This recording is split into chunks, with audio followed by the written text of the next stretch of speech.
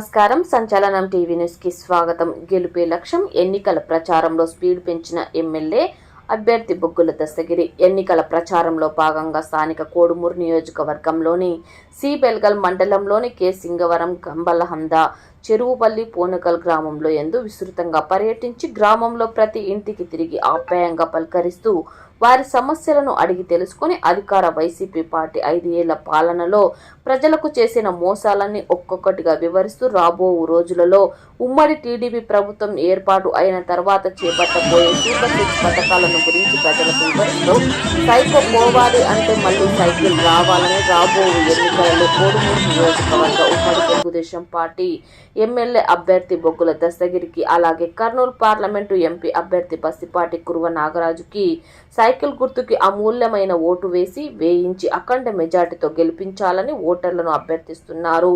సంచలనం TV news తో reporter Shivshankar.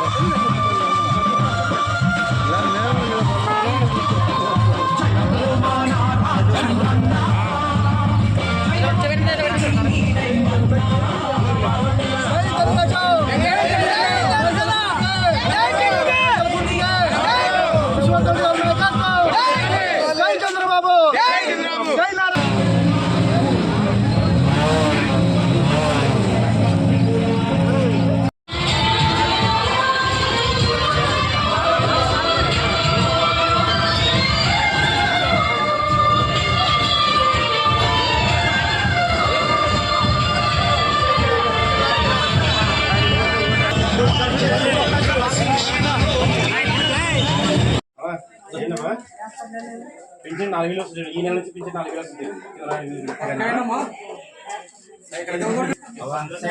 2 ఓట్లు సైకిల్ చేయండి.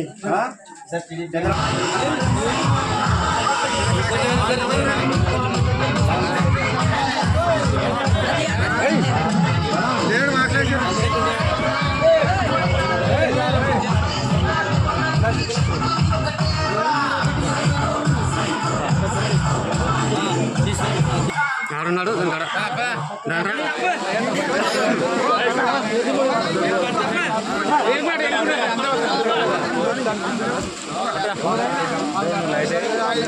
లైట్ అయిపోయింది భయ్యా.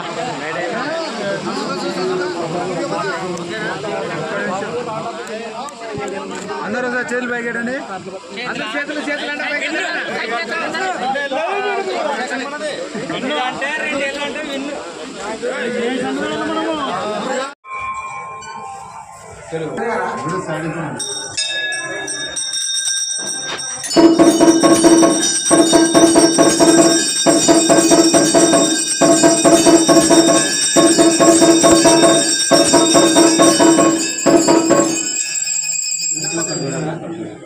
శ్రీమద్వారణ గోవింద ఆంజనేయ వరణ గోవింద గోవింద.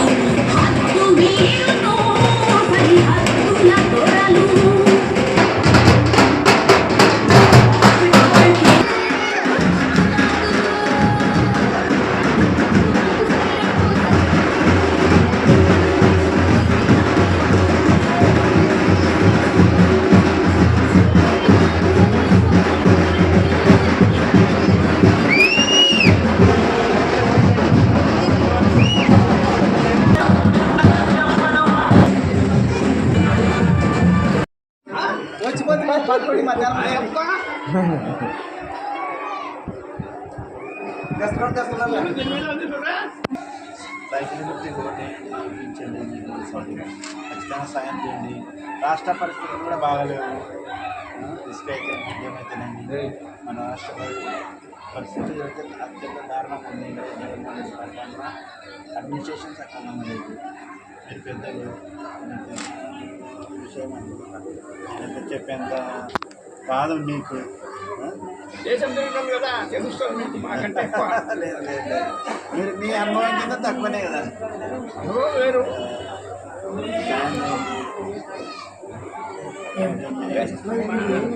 మా గ్రామ పరిస్థితి ఏం చెప్తా. మా గ్రామంలో ఐడిసి స్కీమ్ ఉంది. అది 400 ఎకరాలకు ఫీడ్ చేస్తుంది. 93 నుంచి నడుస్తుంది స్కీమ్. అది రైతుల సహకారంతో 500, 1000, 1500, 2000, 2500, 3000 కాటికి వచ్చింది వాళ్ళ ఖర్చు. అది ఏమంటే ఇప్పుడు 4 పంపులు చెడిపోయినాయి మాకు. 4 ఏం పని చేస్తలేవు. మెకానిక్ దగ్గర వద్దు రెడ్డి మేము చేయించిన లాభం లేదు, మళ్ళీ డబ్బులు మాకే వస్తుంది, కొత్తగా చేయించుకోండి అని చెప్తున్నారు. కొత్తగా చేయించుకోండి అని చెప్తున్నారు. మాకు ఇప్పుడు పరిస్థితులు ఏం లేవు. అప్పుడు ఆపి కూడా 10 దినాల ఆపి ఇక కొత్త పైర ఉండగానే కూడా ఆపాల్సి వచ్చాయి. ఇబ్బంది పడుతున్నాం. దానికి ఏమైనా సాయం చేయాలా మాకు?